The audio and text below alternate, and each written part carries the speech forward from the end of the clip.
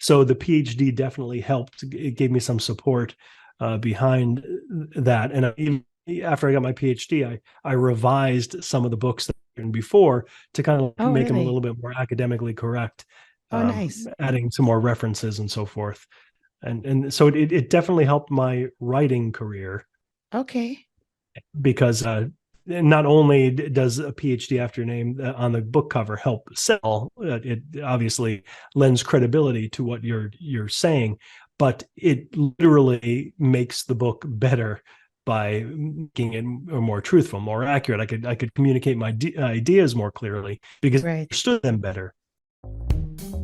Fear stops us from achieving our true greatness. Are you a professional woman who is feeling stuck, unmotivated, or burned out? Are you worried about your wellness? Are you letting fear stop you from crushing your goals? If you answered yes to any or all of these, then this is the podcast for you. Dr. Charmaine Gregory, night shift emergency physician, burnout thriver, and wellness champion, along with everyday heroes just like you, will explore how to face fear in our lives and emerge victoriously. Hey, thanks for checking out this episode. Be sure to click the subscribe button and the notification bell so that you get notified when the next video comes out. It only takes 2 seconds to make 2 clicks. So let's do it. Let's get back to the video. Hello, hello, hello, hello, Fearless Freedom fam. This is Dr. G, and we're back for another exciting episode of the Fearless Freedom with Dr. G podcast. Today, we have Bo Bennett with us. And Bo's going to tell us all about himself and all of the things that he is up to. Take it away, Bo. Wow, hello. It's good to be here. I'm up to a lot of things. It's funny that you said that because I was realizing, boy, I'm pretty overwhelmed with all the things I got going on. I think I need to scale back a little bit. But let me give you a quick brief summary. I graduated undergrad school with a business degree in marketing.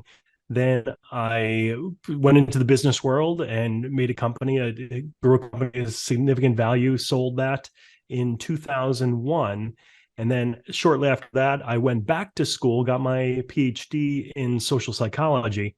But since then and before then, I've just been working constantly on writing books, creating different companies. Most of the companies have to do with the book marketing, book publishing area. And now I'm doing a lot with artificial intelligence and incorporating a lot of that into what I do in the publishing industry. And that's pretty much it. And I still write books. I'm an author of over 13 different books, mostly in the area of psychology, logic, critical thinking, reason. That's where most of my books are written. And I've written a sitcom, actually animated and produced a sitcom too. You could find that on YouTube Okay. under squatspotfitness.com. Neat. Very neat. So that's me. Yeah, that's you, like you said, that's quite a lot. Very impressive. The PhD part. I was like, yeah, I was went to school, got a PhD. Like, I was like, I just went to the store and bought some milk. Sometimes it's got to do it. It's so funny. Yeah. I live with someone who has a PhD. That's why I'm laughing about it, because I know that it's not it's not as simple as going and get some milk. Yeah. It It's takes a like lot. going to get eggs the next town away, at least that. At least, and create something At new in the least. field, which is amazing. Yeah. No, that's awesome. And then so, so you were doing well. You got the business degree. You started a business. It sounds like it was a good return on investment from the sweat equity, because you were able to turn it over and essentially have a benefit from that, monetary benefit. And then was there any fear involved with you deciding to go back and getting more education after that, or what was going on that time? Like, what prompted you to want to do this deep dive into the philosophy of things and get a PhD? Well, when I was growing up, I used to work for my dad when I was about 10 years old. I worked he had a shop in his basement. I ran injection molding machines. So I was running these hot plastic. You squirt them into molds. You open up the molds. You take out the piece. Very boring, monotonous job. But I found that I could pass time a lot quicker if I listened to my sister and mother's tapes. They had cassette tapes. They were both in sales. So they were all from like Anthony Robbins, Dennis Waitley, Zig Ziglar, all the classics of the motivational movement. And I really like fell in love with this stuff. I got all pumped up and motivated. I loved listening to it. So I think that's what kind of kicked me off into that psychology direction. But I wanted to make money more than anything. So I knew that if I wanted money, psychology probably wasn't the best way to go, statistically speaking. Right. So that's why I went for marketing. And then after I achieved that goal, that's when I said, okay, now it's time to scratch that itch of psychology, and that's what I did. Okay, cool. And then so did you did you have any fear associated with going back and becoming a student again? Because there's something about like, you're out there, you finished, and then you're like are in the quote unquote real world, right? And then you're doing all the things, and then now you are going to go back to that student life. That's not always an easy adjustment, right? So that's why I'm wondering, how did you deal with the fear associated with that? Did you have any, or was it like not a big deal, or how did that go for you? Yeah, I'm not sure if I would classify it as fear directly, but I did most of my school online, which was great when you have a family, and I'm still running a business. I was able to spend all my time with my kids and do that. I had to go down to residencies a couple times a year, and that's when we meet with everybody and do like in-person things that the degree required. But besides that, I think the fear that I had, or the angst inside, was more about being unsure that I could handle the workload, because I was used to working on my own schedule, my own time, running my own businesses, doing things that I want, and now I'm going back to school. Which, I mean, let's face it, I think anybody past the age of 18 still has nightmares about like waking up and not, you didn't study for the test, and you find yourself at school, I didn't study. So like, I really want to go back to that. But it turned out that that with my personality and the way that I work, being able to do online schooling was a perfect fit for me, because unlike actually, you have to go to class at a certain time, with the online school, you have like the work you had to get done for the week, but I could do it anytime I want. And I could read ahead, and I was setting my own schedule essentially, but just meeting these deadlines, which I always do in business anyway. So I found it like a really smooth, easy transition for me. But if I were to actually go back in class, like especially as like I think I was like in my mid 30s, I would have been terrible. That would have been a big jump from what I was doing before. So yeah, the online part made it a much easier and smoother transition. Okay, neat. Yeah, because that's what I visualize, right? I visualize that you were like going back to a campus, and like, you're having to like go to classes, and all this stuff. So that makes it a lot easier. And so it's good, because then you can still like continue with your life. And then I love that you mentioned that it gave you an opportunity to like spend more time with your family, which is always paramount, right? Because you can, of course, those are the indelible memories and things that mean a lot more than things. So awesome. And then so you did this, you're writing books. Now, were you writing books around this time, or was that afterward that you started writing the books? I wrote my first book in 2004, and that was before I went back to school, but right after I sold my first company of significant value. The book is called Year to Success, and it's a 742-page book that It's a big really book. thick. It's a big book. It took me over a year to write, like full time, not just like, scribbling every now and then. It was like a full time job for me to write this thing, and I wanted to, put all of my thoughts and ideas like in writing, and something that I could really pass on to my children. Like, here, this is kind of like my philosophy, and I hope you find it helpful and useful. And then it turned out like, this is really good, so I should publish. And the whole process of actually publishing that made me realize that this publishing industry is horrible for like writers like myself who aren't a multi-million-dollar author, and don't have a bunch of publishing houses chasing me down. So that's when I started exploring the whole idea of self-publishing and online and how it works, and using some of the technology and programming skills that I had. That's when I put together the first publishing company, eBook It, that eventually morphed into Book Marketing Pro, the company I run today. And then I have other spin-offs of that incorporate AI into the writing process. Oh, neat. Okay. So it was like, okay, that's neat.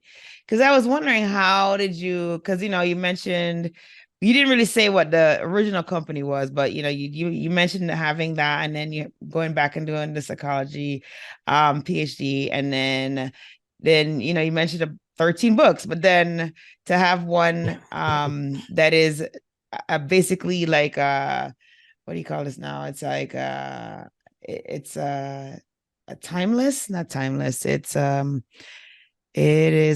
goes on forever, I guess. Like, it's something, because like you said, it was supposed to be your philosophies that you wanted to put down in writing so that your children could benefit from it. And then you realized it was so good that you actually, published it so the world could benefit from it. So, but now it's, what's another word for something that's around all the time? Infinite? No. Timeless is good. What's that? Timeless? I said I don't timeless know. is Anyway, good. Yeah. so it's available for everybody to experience for generation, which is awesome. And then you go back to school, and then so when you got done with school, what was the next transition? Like, did you at that point start to go full force into, recreating or making opportunities in the publishing world, or redesigning that, or what happened there? Well, it started a little bit before that. After I wrote my first book, I was kind of like in a transition period where I wasn't quite sure what I was going to do next. So I'm kind of embarrassed to say, but it turned out to be a good thing. I wasted a lot of time debating online. Like, I even started a debate site, and that's what really, really pulled me back into psychology, because I was realizing that these people were clearly saying things that were demonstrably wrong, but they sounded very convincing. So that really piqued my interest. Like, what's going on here? Why are these arguments so persuasive, yet they're so clearly wrong? And it's not just my opinion that they're wrong. I mean, they were demonstrably wrong what they were saying. So that's what got me into the whole idea of studying of like fallacies. Like, what's a logical fallacy? What's a cognitive bias? What's going on here? What are these tricks that go way back to Aristotle, the early philosophers, and rhetoric, like how to persuade people? So that really started interesting me. So I started like doing my own kind of studying up on philosophy. But then I realized with philosophy, it was kind of a dead end, because with philosophy, you could pretty much come to any conclusion, and there's no right or there's no wrong. I mean, you just have a good philosophical argument behind it. So I didn't like that. Whereas with science, that's when you could like demonstrate things, you could test things, you could like statistically show things and probabilities involved. So that's what I liked. I like that. It not really deterministic, because there is some ambiguity there, even especially within the social sciences. It's not like chemistry where you put these two elements together and this definitely happens. Right. With psychology, it's a lot more, the factors that in mind is incredibly complex. So you can't easily have that kind of pattern or find that kind of pattern, but it's still science nonetheless, and it's still the same method that applies. So that's what really got me into psychology again, and I wanted to know more about it, and that's when I went to school in psychology. And then like after, when I was done during that whole process, I was writing books on psychology and critical thinking and logic and reason. So the PhD definitely helped. It gave me some support behind that. And even after I got my PhD, I revised some of the books that I'd written before to kind of make them a little bit more academically correct. Nice. Adding some more references and so forth.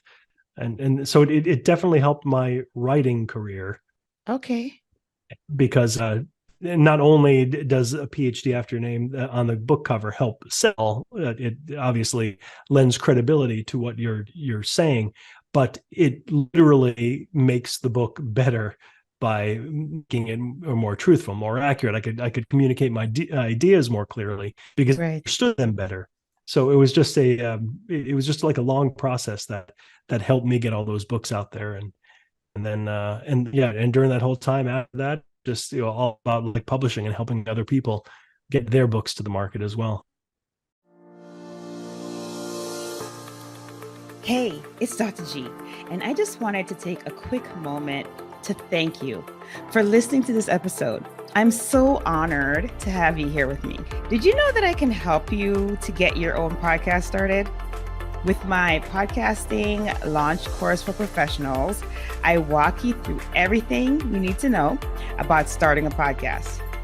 I'm with you every step of the way, from sign up to launching your show, with 5 episodes ready to go. There's a done for you version that's also available if you would just rather just do recordings and leave the behind the scenes work up to us. Then that one is definitely for you. But either way, we've got your back here at Fearless Freedom with Dr. G. Oh, if you already have a show and you need production services, we have monthly plans available for you. So check out the links in the episode show notes for more information. Let's get back to the show.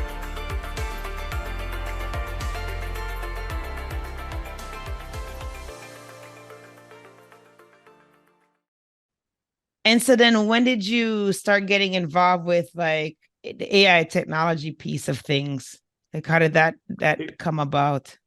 Yeah, so it was about, I think it was in May of this year. I guess like when you think like back, like when did this AI revolution start? Like when history looks back at this, what are they going to say?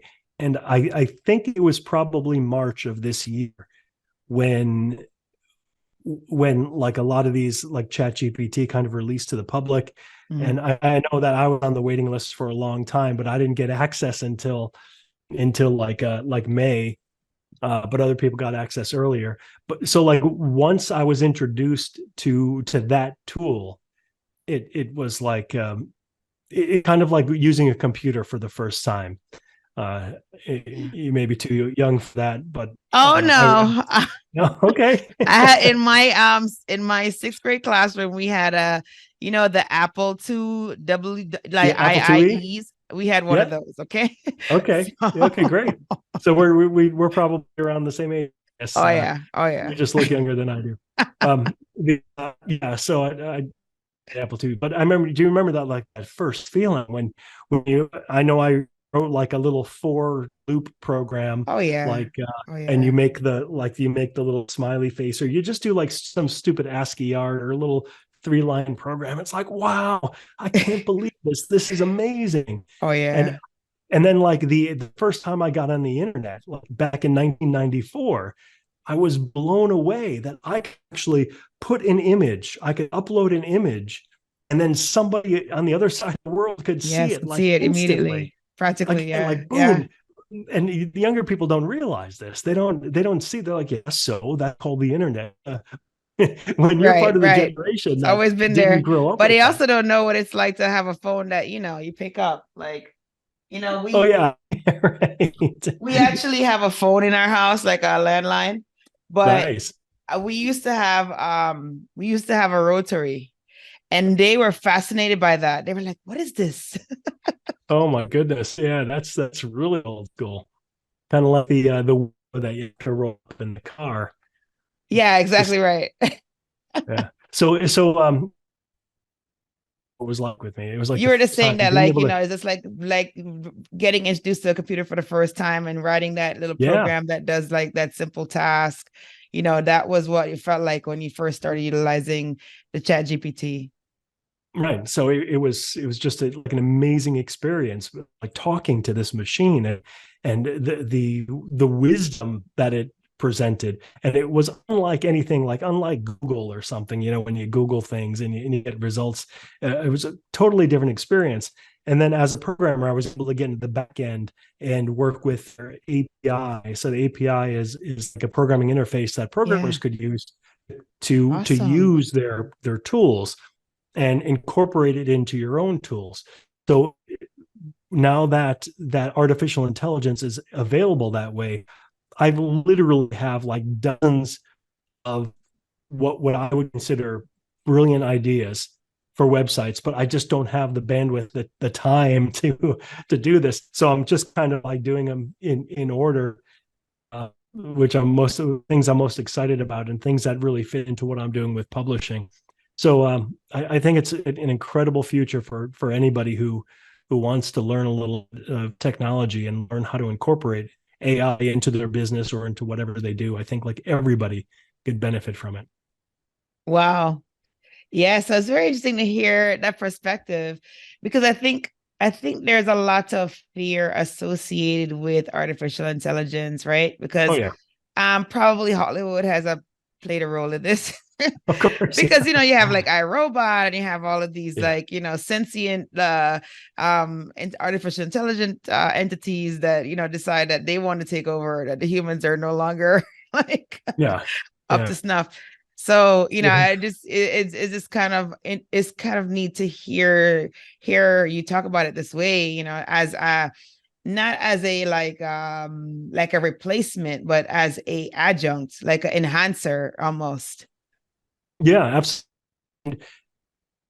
Look at the technology one of two ways. Yeah, they could look at it as a replacement for them, or they could look at it as a tool that they could use to make their lives better in virtually every way.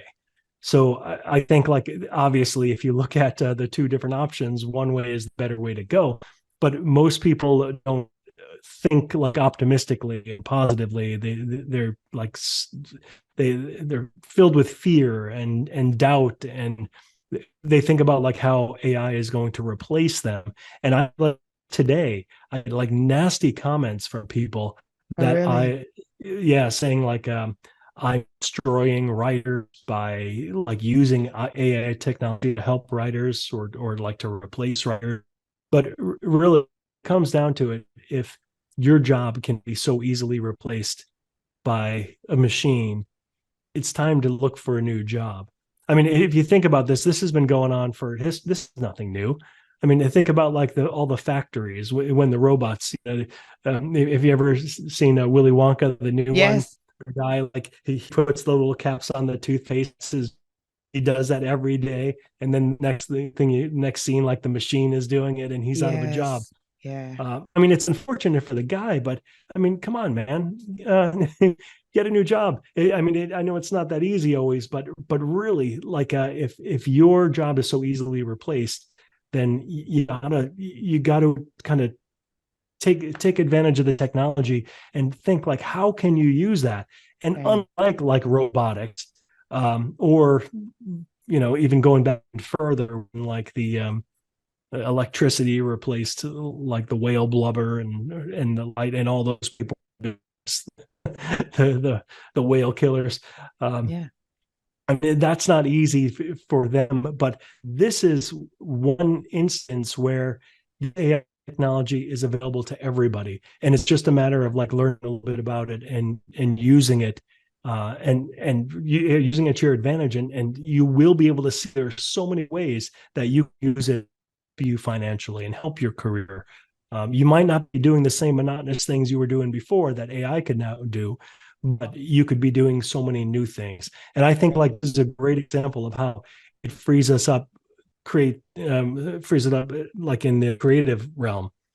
Like a lot of the books that, and I'm an author of over 13 books, all 12 of which are nonfiction. And most of the books that I've written, AI do a better job. And, and so how do I feel about that? Well, AI is an incredibly impressive tool. If I have to compete against that and I lose, well, that's okay. I mean, again, it's an incredibly impressive tool. But I know now my next projects writing, they're going to be a lot more creative, or maybe a lot more focused on where my PhD is, and at my specialty that only I could actually write. So it's kind of freeing me up from all these ideas of the book I want to write because no one ever did, and there's a need for them, to the things that I actually that only I could actually do. So I'm excited about it, and I yeah, like an incredible tool, and I hope more people start to see it that way and take advantage of it. Yeah, gotcha. Wow, yeah. No, that's so interesting because that's what you mentioned is definitely the biggest probably obstacle for people in embracing new technologies. I mean, and it's always been like that because I mean, you and I were around when the internet got growing, and I just remember being in college, and I happened to have gone to a school that was very like on the cutting edge of technology. So they had like computers in the dorms and things like that. And so, it was fascinating to me still to be able to do, as you said, to be in like, I forgot what these chat rooms are called, but to be in like a chat room where I could talk to a friend who was in California, when I'm in New York was just amazing. Because these payphones were still around then, and the communication situation was different, but everybody didn't embrace that like right away. And people, like you said, they weren't learning how to program in it wasn't Unix, I guess it was Unix, but like they weren't learning how to program to create websites and things like that. And so if you took on that skill set, you became an asset. And I mean, now people can do those things, but it reminds me of that. And so the early adopters tend to be the ones that fear the best in situations like that because they're not afraid to take the steps necessary to learn about the new technology because they're not afraid of it. They're not thinking, because you very clearly said that if you have a skill that is irreplaceable, then a robot can never replace that. Right? Your expertise is irreplaceable. It's by definition not duplicatable, right? So if you have that expertise, then you don't have to really worry about ChatGPT coming in and taking over your skills. So I think it's like a two-part thing. It's like being bold enough to be an early adopter, and then also being comfortable enough with your skills to know that you're not replaceable. And if you don't have the skills, actually like making an effort to go out and get a skill, get that one thing that you're so good at that nobody can replace you for it. Sure. Or I just want to add, or being honest enough with yourself to tell yourself that, what I'm doing right now, it's I could easily be replaced. So maybe I should be looking at something else.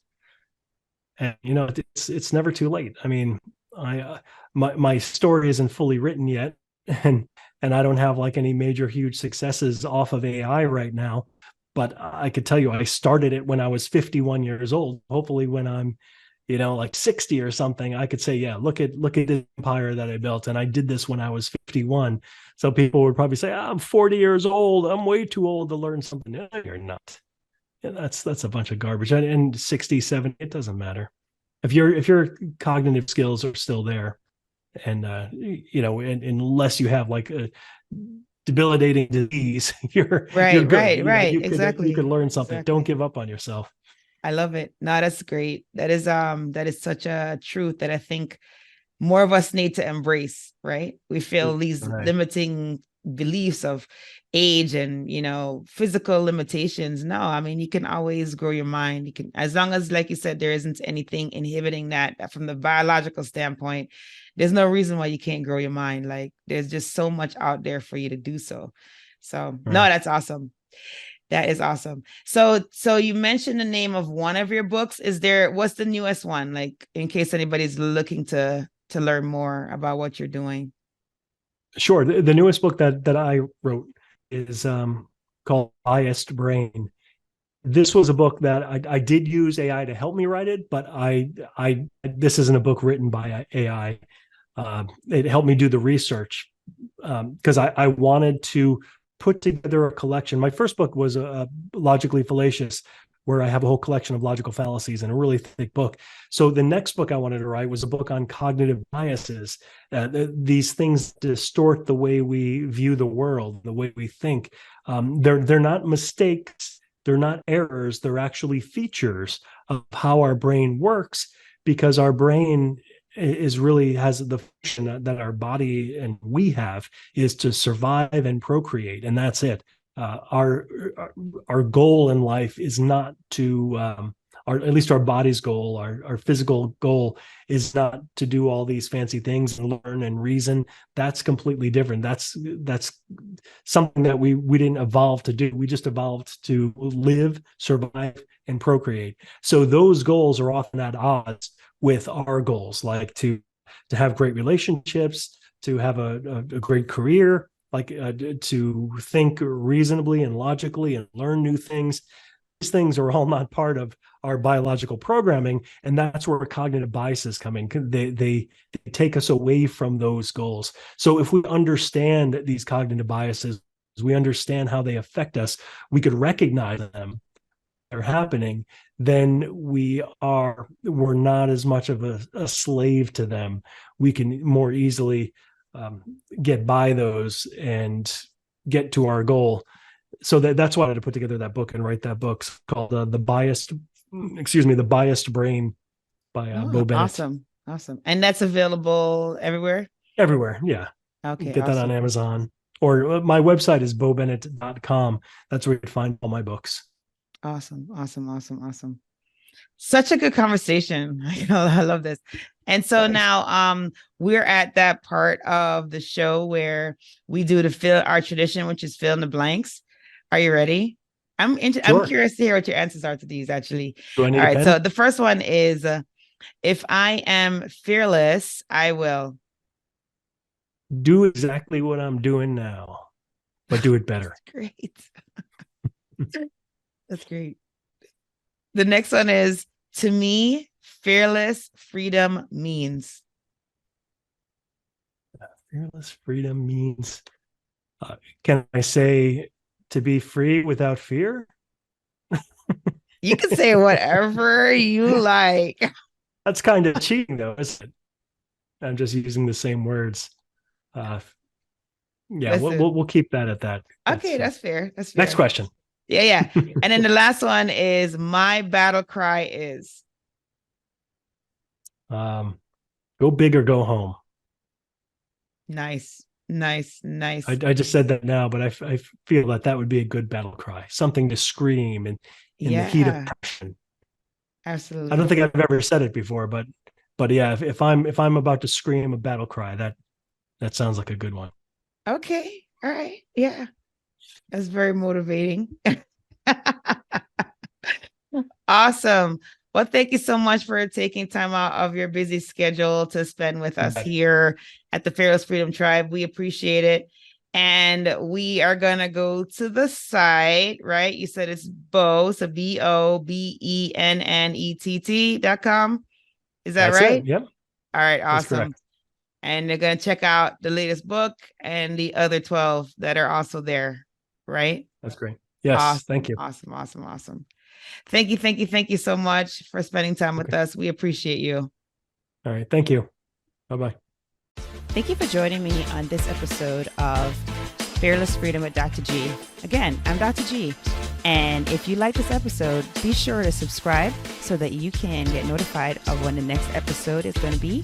And also, I'll catch you next time. Have a great one.